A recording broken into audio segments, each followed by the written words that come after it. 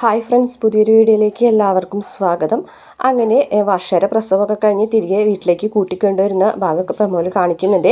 ഇതേ സമയം വിക്രവും വേദയാണെന്നുണ്ടെങ്കിൽ അടിപൊളിയായിട്ട് തല്ലുടിച്ചുകൊണ്ടിരിക്കുകയാണ് കേട്ടോ. രണ്ടുപേരും വീണ്ടും വീണ്ടും തല്ലുടിക്കുകയാണ്. നീ എത്രയൊക്കെ വർഷം നമ്മൾ ഒരുമിക്കാന്ന് പറഞ്ഞാലും ഈ ജന്മത്ത് മാത്രമല്ല 1000 ജന്മം കഴിഞ്ഞാൽ പോലും നിന്നെയായിട്ട് ഒരുമിച്ച് ജീവിക്കാമെന്ന് ഞാൻ തീരുമാനിച്ചിട്ടില്ല എന്നൊക്കെ പറയുന്നുണ്ട്.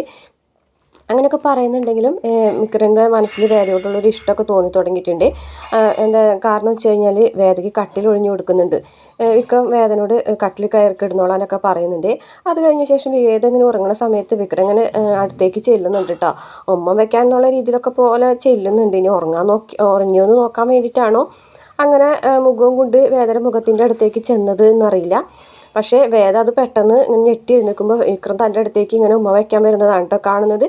വേദ ചാടി എഴുന്നേൽക്കുന്നുണ്ട്. നിങ്ങൾ എന്താ കാണിച്ചത് എന്നോടെന്നൊക്കെ പറഞ്ഞിട്ട് അലറി വിളിക്കുകയാണ്. അയ്യോ ഞാനൊന്നും കാണിച്ചിട്ടില്ല എന്നൊക്കെ പറഞ്ഞിട്ട് വീണ്ടും രണ്ടാളും കൂടിയിട്ട് വഴക്കടിക്കാനിട്ടാണ്. എന്നിട്ട് കുപ്പിവെള്ളമൊക്കെ എടുത്തിട്ട് വേദന എറിയാനൊക്കെ പോകുന്നുണ്ട് വിക്രം. അത് കഴിഞ്ഞതിന് ശേഷം പിന്നീട് കാണിക്കുന്നത് നമ്മുടെ ശങ്കരനാരായണന് പെട്ടെന്ന് തന്നെ വയ്യാണ്ടാവുകയാണ്. അങ്ങനെ എല്ലാവരും കൂടിയിട്ട് കരച്ചിലും ബഹളമൊക്കെ ആയി വേഗം തന്നെ ഹോസ്പിറ്റലിലേക്ക് എത്തുന്നുണ്ട്. അപ്പോൾ ഈ ഒരു കാര്യം വിക്രമല്ല ശ്രീകാന്ത് വിളിച്ചറിയിക്കുകയാണ്. പക്ഷേ വേദന തിരികെ വീട്ടിലേക്ക് കൊണ്ടുവരാൻ വേണ്ടിയിട്ടുള്ളൊരു പുതിയ അടവാണ് എന്നാണ് വേദ വിചാരിക്കുന്നത്. അതുകൊണ്ട് തന്നെ വേദ ഹോസ്പിറ്റലിൽ വന്നിട്ട് ശങ്കരനാരായണനോട് പറയുന്നുണ്ട്, ഇതൊക്കെ അടവാണെന്ന് എനിക്ക് നന്നായിട്ട് അറിയാം. എന്നെ വിക്രത്തിനെയും തമ്മിൽ വേർപിരിക്കാൻ വേണ്ടിയിട്ടാണ് ഇതൊക്കെ അച്ഛൻ ചെയ്യുന്നതെങ്കിൽ അതിൻ്റെ ആവശ്യമില്ല എന്നൊക്കെ പറയേ.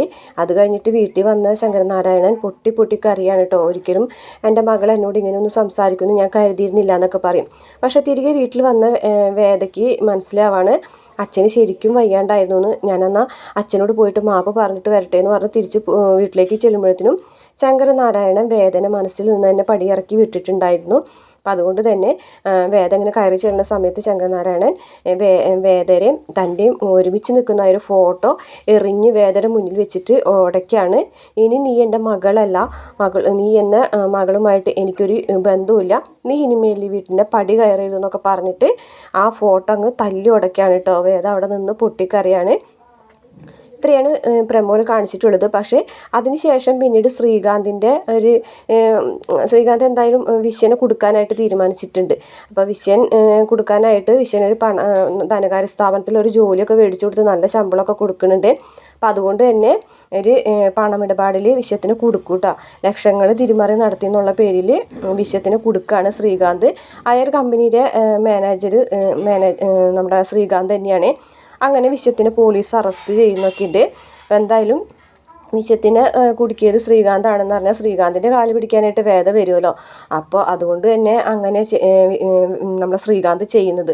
അത് മാത്രമല്ല ആ വീട്ടുകാർക്ക് മുഴുവനും വേദനയോട് വെറുപ്പാവും വിശ്വത്തിന് ഇങ്ങനെ ചെയ്തതുകൊണ്ട്. ആ ഒരു ഗ്യാപ്പിൽ വേദ തിരികെ വീട്ടിലേക്ക് വരും എന്നുള്ളൊരു ധാരണയിലൊക്കെയാണ് ശ്രീകാന്ത് അങ്ങനെ ചെയ്യുന്നത്. പക്ഷെ അവിടെ വേദ സത്യങ്ങൾ തെളിയിക്കാൻ തന്നെ ശ്രമിക്കും. കാരണം വിശ്വ ഒരിക്കലും അങ്ങനെ കള്ളത്തരം ചെയ്യില്ല എന്നുള്ള കാര്യമൊക്കെ വേദയ്ക്ക് നന്നായിട്ട് അറിയാം. എന്തായാലും ഇതിൽ വിനായകൻ തന്നെയാണ് കേട്ടോ കൂട്ട് നിൽക്കുന്നത്.